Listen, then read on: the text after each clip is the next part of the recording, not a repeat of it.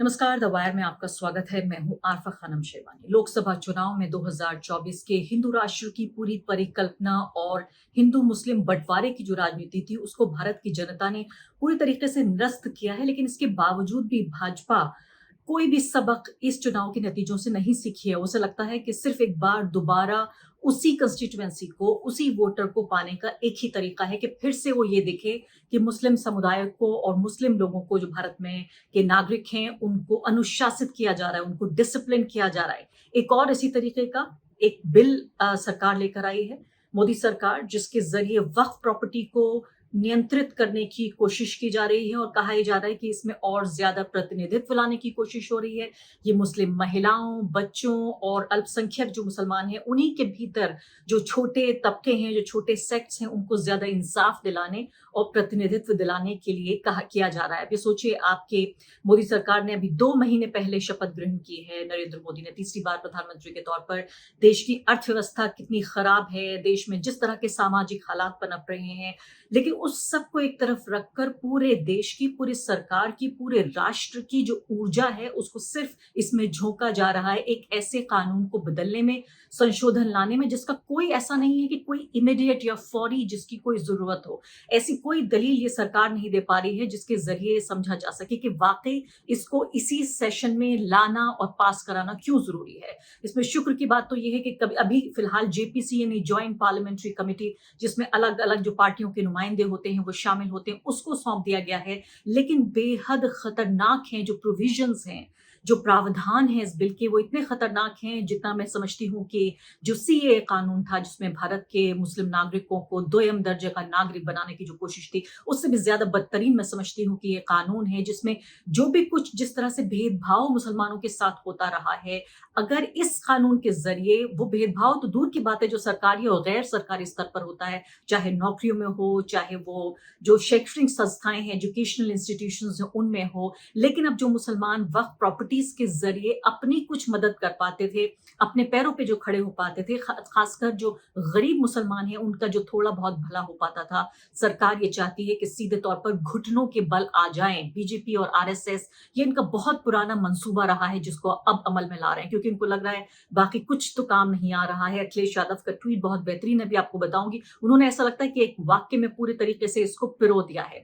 तो वक्फ प्रॉपर्टी यानी वक्फ का पूरा जो कॉन्सेप्ट है वो ये होता है कि कोई भी धर्मार्थ यानी कि एक अपने भगवान को खुश करने के लिए, यानी एक चैरिटी के पर्पस के लिए आप किसी प्रॉपर्टी को या किसी चीज को दान कर देते हैं। और वक्फ में खासकर इस बात का प्रोविजन है, वक्फ जो एक्ट है, ये इस्लाम धर्म का, बाकायदा इस्लाम धर्म का एक हिस्सा है। यानी जो मुसलमान जो प्रैक्टिस करता है अपने धर्म को, उसका एक हिस्सा है, चैरिटी उसका एक हिस्सा है, यानी कि धार्मिक प्रैक्टिस है ये। और इसमें किसी भी तरह का दखल, एक किसी भी धर्म के मानने वाले लोग उस धर्म की प्रैक्टिसेस में दखल माना जाएगा। ये कोई सरकारी मुद्दा नहीं है, ये कोई प्रशासनिक एडमिनिस्ट्रेटिव मुद्दा नहीं है, ये कोई कानूनी मुद्दा नहीं है। ये सीधे तौर पे मुद्दा है धार्मिक जो गतिविधि है, धार्मिक जो प्रावधान है, उसके अंदर पूरे तरीके से दखल देने की कोशिश कर रही है मोदी सरकार। और जिसमें कोशिश ये की जा रही है कि जो वक्फ बोर्ड्स बने हुए हैं, चाहे वो सेंट्रल बोर्ड हो या फिर स्टेट के जरिए बनाए गए बोर्ड्स हों या वो वक्फ काउंसिल हो, उस सब के ऊपर एक कलेक्टर बिठाया जाएगा। इसके अलावा जो मेंबर्स होते हैं, इस मेंबर्स यहाँ पर मुसलमान ही होते हैं, मुस्लिम धर्म के मानने वाले ही होते हैं। अब ये कहा जा रहा है कि इसमें गैर मुस्लिम भी शामिल हो सकते हैं, यानी कि एक धार्मिक प्रैक्टिस आप सोचिए जो प्योरली धार्मिक प्रैक्टिस है, धार्मिक प्रथा है, धार्मिक एक फेथ का हिस्सा है, आस्था का हिस्सा है, उसमें गैर मुस्लिम्स को लाया जा रहा है। इसका औचित्य क्या है, ये भी मोदी सरकार नहीं बता पा रही है। कहा जा रहा है कि इसमें मुस्लिम महिलाओं को हम जगह देंगे। मुझे हंसी आती है कि किस तरह से मुस्लिम महिलाओं के साथ पिछले 10 साल में जितनी नाइंसाफी हुई है मोदी सरकार के रहते हुए, इतनी शायद भारत के इतिहास में कभी नहीं हुई। फिर ये किस मुंह से आते हैं, किस शक्ल को लेके आते हैं और फिर कहते हैं कि हम मुस्लिम महिलाओं के साथ इंसाफ करना चाहते हैं, कि हम बोहरा समुदायों के लोगों को लाना चाहते हैं, इसमें शिया समुदाय के लोगों को लाना चाहते हैं और उनको इलेक्ट नहीं अपॉइंट करना चाहते हैं, अपनी तरफ से मनोनीत। आप सोचिए किस तरह के लोगों को ये अच्छा मुसलमान मानेंगे, अच्छी मुस्लिम औरत मानेंगे और उनको फिर इस कमेटी में लेकर आएंगे। तो ये जो पूरा वक्फ का जो अर्थ है, ये मुस्लिम कानून द्वारा पवित्र धार्मिक या धर्मार्थ के रूप में मान्यता प्राप्त किसी भी उद्देश्य के लिए किसी भी चल या अचल संपत्ति का किसी भी व्यक्ति द्वारा दान देना है। मैं आपको उदाहरण देना चाहती हूँ कि मेरे नाम अगर कोई ज़मीन है या कोई मकान है या मान लेते हैं कोई बाग है, कोई दुकान है, मैं ये कह सकती हूँ कि अब से ये प्रॉपर्टी मैं वक्फ कर रही हूँ, यानी मैं दान दे रही हूँ, लेकिन इसका मकसद सिर्फ ये होना चाहिए कि जो गरीब बच्चे हैं उनको पढ़ाया जाए। यहाँ मैं वक्फ करने के लिए कह सकती हूँ कि किस इलाके में इसका पर्पस, यानी मैं ये भी तय कर सकती हूँ कि इसका पर्पस क्या लाइब्रेरी बनाना होगा, क्या इसमें अस्पताल मैं चाहती हूँ कि बने, या मैं चाहती हूँ इसमें बच्चे पढ़ाई करें, या मैं चाहती हूँ कि एक इसको लेकर इसमें एक न्यूज रूम खोला जाए, एक कोई न्यूज संस्था बनाई जाए। यानी ये पूरे तरीके से मेरे ऊपर डिपेंडेंट है कि मैं किस तरह से चाहती हूँ कि ये वक्फ का जो उद्देश्य है वो क्या हो। अब इसको कौन तय करेगा? इसको अफसर तय करेंगे सरकारी, और अपॉइंट होंगे, वो इलेक्ट नहीं होंगे। अब इसमें ये कहा जा रहा है कि विभिन्न दलों की मांग है, इसके हिसाब से इसको जेपीसी में भेज दिया गया है। सीधे तौर पे आप ये देखिए कि न सिर्फ कि संविधान की अवहेलना है, ये जो फेडरल स्ट्रक्चर है भारत का, उसकी भी पूरे तरीके से, यानी संघवाद, यानी राज्यों को जो शक्तियां दी गई हैं उसके लिए भी पूरे तरीके से उसके खिलाफ है।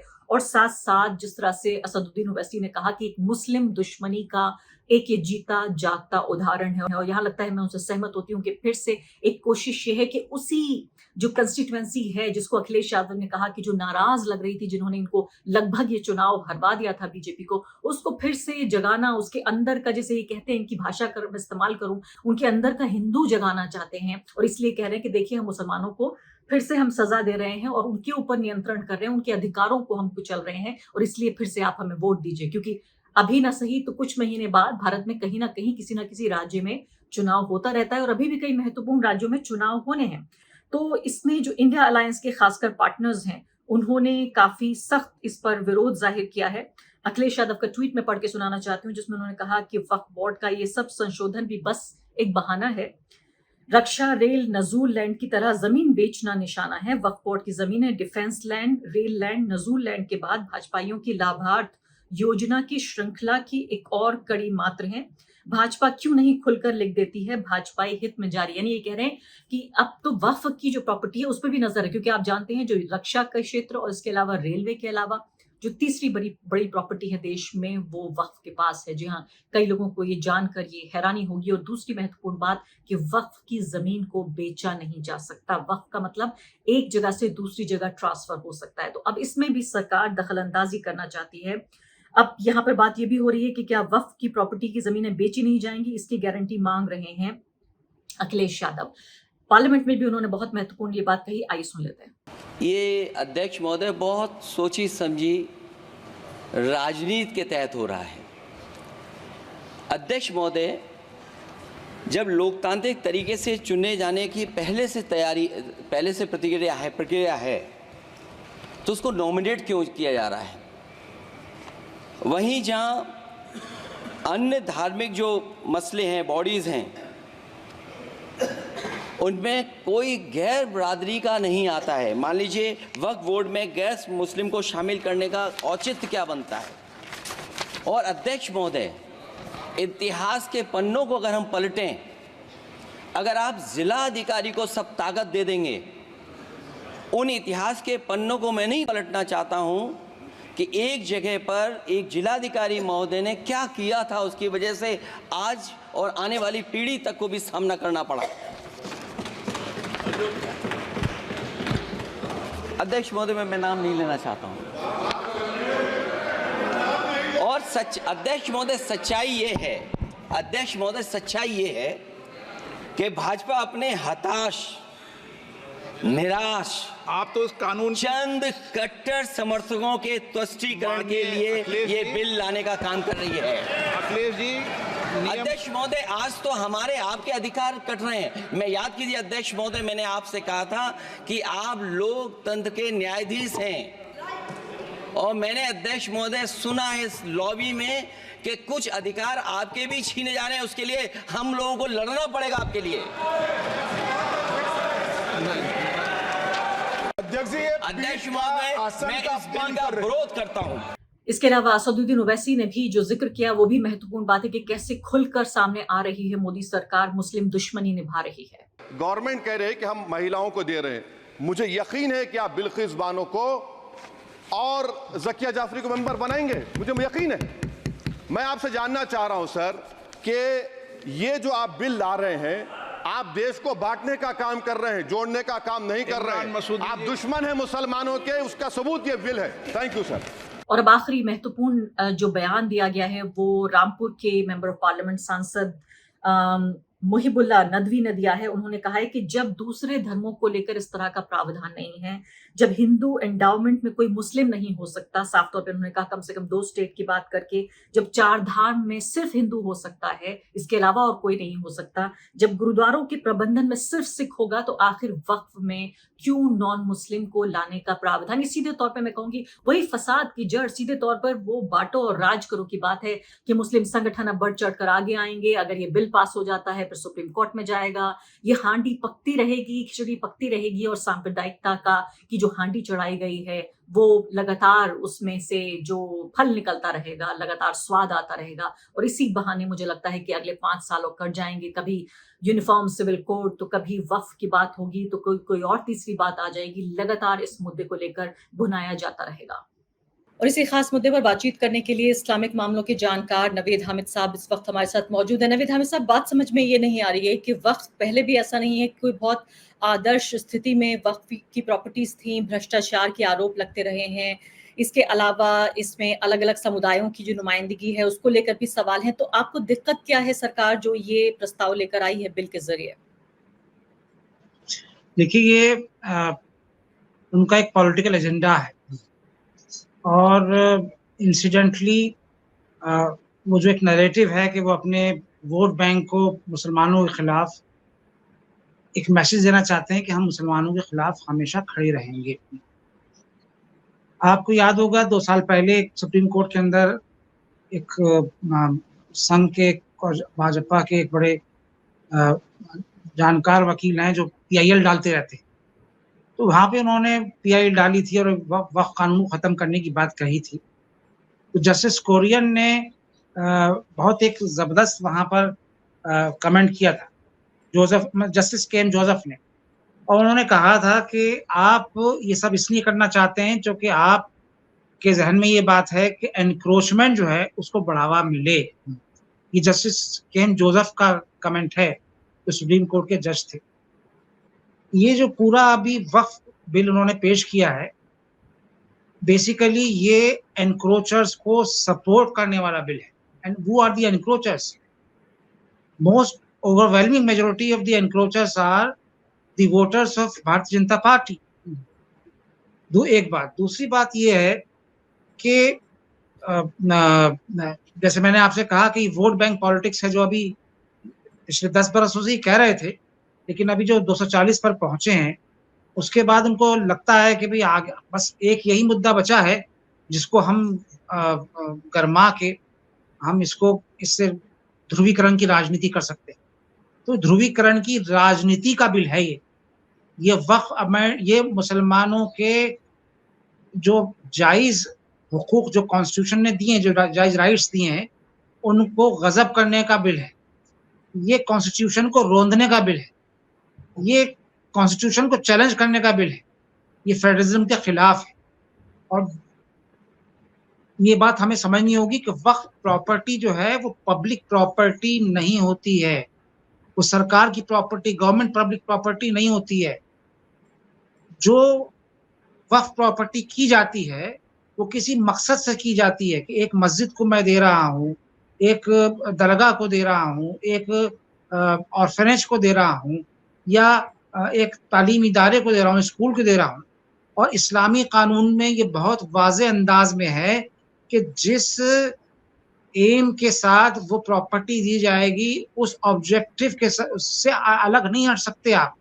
मस्जिद की जगह को आप दरगाह में या स्कूल में इस्तेमाल नहीं कर सकते हैं। स्कूल की जगह को, स्कूल के वक्फ, जगह से मतलब वक्फ है, वक्फ को इस दूसरे पर्पज में इस्तेमाल नहीं कर सकते हैं। उसमें स्कूल, बच्चों की तालीम के बारे में अगर है, हजारों नहीं लाखों वक्फ हैं जो मुसलमानों के तालीम के ताल्लुक से रजिस्टर्ड हैं वक्फ बोर्ड के अंदर।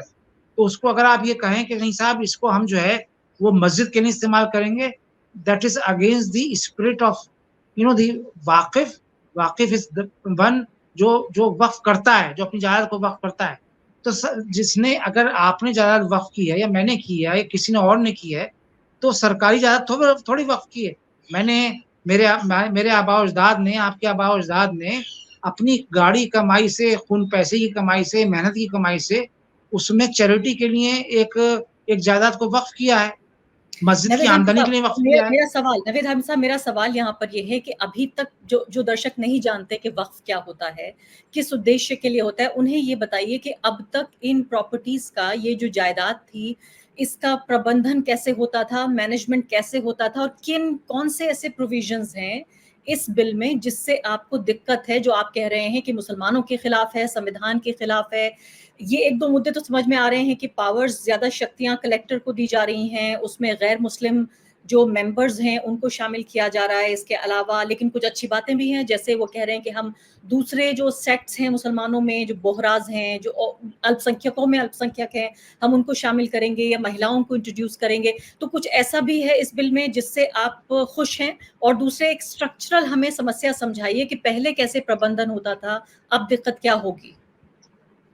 देखिए, जैसे मैंने आपसे कहा कि वक्फ जो है किसी पर्टिकुलर पर्पस के लिए किया जाता है। एक प्राइवेट वक्फ होता है, एक पब्लिक वक्फ होता है। एक वक्फ वो होता है कि किसी ने अपनी जायदाद को वक्फ किया इस एम के साथ कि इसको मेरे खानदान वाले आगे मेरे बाद इसको खुर्द-बुर्द नहीं कर देंगे, पेश-बाश नहीं देंगे।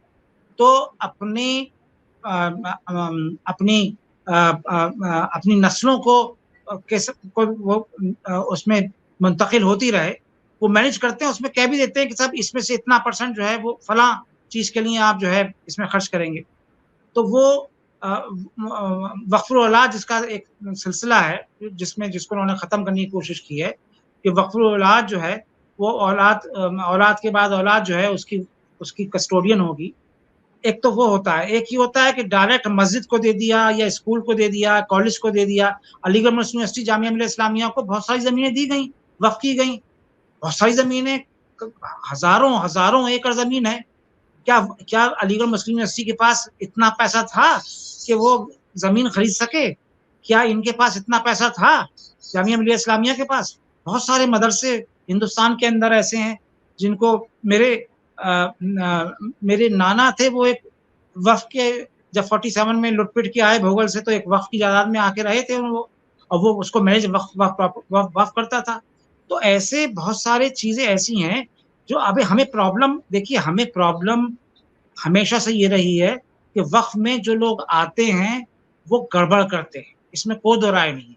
लेकिन इसका वो बराबर उसके लिए अमेंडमेंट्स होते रहे हैं। 1995 का अमेंडमेंट हुआ, 2013 का अमेंडमेंट हुआ। उसको अगर आप एड्रेस करते तो समझ में आती थी बात ये। लेकिन इसके पूरे करैक्टर को आप ख़त्म कर रहे हैं, और इस करैक्टर को ख़त्म करने के पीछे सिर्फ़ आपकी मंशा अपने वोट बैंक को साधना है। आज मैं जेडीयू के मिनिस्टर का भाषण सुन रहा था। उन्होंने कहा कि साहब इंस्टीट्यूशन और मंदिर में फ़र्क है। अरे भाई, ये इंस्टीट्यूशन ऐसा है जो मस्जिद भी चर्च को मैनेज करता है, मस्जिद की कमेटियाँ बनाता है, जो स्कूल की कमेटियाँ बनाता है, जो ऑर्फनेज की कमेटियाँ बनाता है। तो अगर आपको याद होगा 3 साल पहले एक कमिश्नर कर्नाटका के अंदर और एक कमिश्नर की जुरिसडिक्शन में केरला के अंदर मंदिर, जो गवर्नमेंट ओन मंदिर्स हैं, उसको जिम्मेदारी दी गई थी। तो उसकी जिम्मेदारी थी, सरकारी जिम्मेदारी थी। तो कितना हंगामा मचा था। आप तो मंदिर के आगे फूल लगाने के लिए भी मना कर रहे हैं मुसलमान को, और यहाँ ये चाहते हैं कि आप जहाँ से मस्जिद जो है वो मैनेज होगी, जहाँ से स्कूल मैनेज होगा, कब्रिस्तान मैनेज होगा। आप 1,80,000 कब्रिस्तान थे भारत के अंदर ऑन रिकॉर्ड। इस वक़्त सिर्फ 50,000 कब्रिस्तान रह गए, उन सब पे एनक्रोचमेंट हो गई है। आपने ये कह दिया कि साहब वो जो ये जो आपका जो ये 12 साल की जो पहले इसके अंदर था कि भाई वो इसके ख़त्म कर देंगे राइट्स। अब आपने जो है वो राइट से ख़त्म कर दिए कि अब 12 साल के बाद जो है वो मालिक बन जाएगा कोई भी। अब मुस्लिम क्यों आपने समुदायों कर का दिया अगला भाई? कदम क्या होगा? नवेद साहब, मुस्लिम समुदाय अगला कदम क्या होगा? मैं देख रही हूँ कि जमीयतुल उलमा हिंद, जमात इस्लामी, जो अलग-अलग मुस्लिम संस्थाएं हैं, प्रेस कॉन्फ्रेंस कर रही हैं, अपना जो विरोध है ज़ाहिर कर रही हैं। तमाम इंडिया अलायंस के जितने पार्टनर्स हैं, मैं देख रही हूँ, उन सब ने अपनी-अपनी स्पीचेज़ में ये कहा है कि वो इसके खिलाफ खड़े होते हैं। आगे आप क्या होते हुए देख रहे हैं संक्षेप में? देखिए, ये अभी तो उन्होंने जेपीसी में भेजा है, लेकिन आर्टिकल 14 हो गया, 19 हो गया, 25 हो गया, 14 हो गया, 15 हो गया, 25 हो गया। इसका अगर वायलेशन बिल में हुआ, तो मुझे लगता है कि सुप्रीम कोर्ट जाया जा सकता है, क्योंकि अब तो ये प्रॉपर्टी पार्लियामेंट की है। जेपीसी को देखते हैं कि जेपीसी में क्या इसमें इवॉल्व होता है। बड़ा बड़ा दिलचस्प बात है कि जेपीसी में इन्होंने दिया है। इसका मतलब ये कि ये मान गए हैं कि भाई ये जो इससे पूरा देश के अंदर जो है वो एक बवंडर खड़ा हो जाएगा और ये जो वक्फ की जायदाद है खत्म हो जाएंगी ये। आप यकीन मानिए कि अगर ये बिल पास हो गया जो इन्होंने अभी पेश किया है, तो it would be dangerous precedence, एकदम खतरनाक अमल होगा ये। द वायर के और वीडियोस देखने के लिए सब्सक्राइब करें और बेल आइकन पर क्लिक करें। स्वतंत्र पत्रकारिता की आर्थिक मदद करने के लिए डिस्क्रिप्शन में दिए गए लिंक पर जाएं और अपनी राशि चुनें।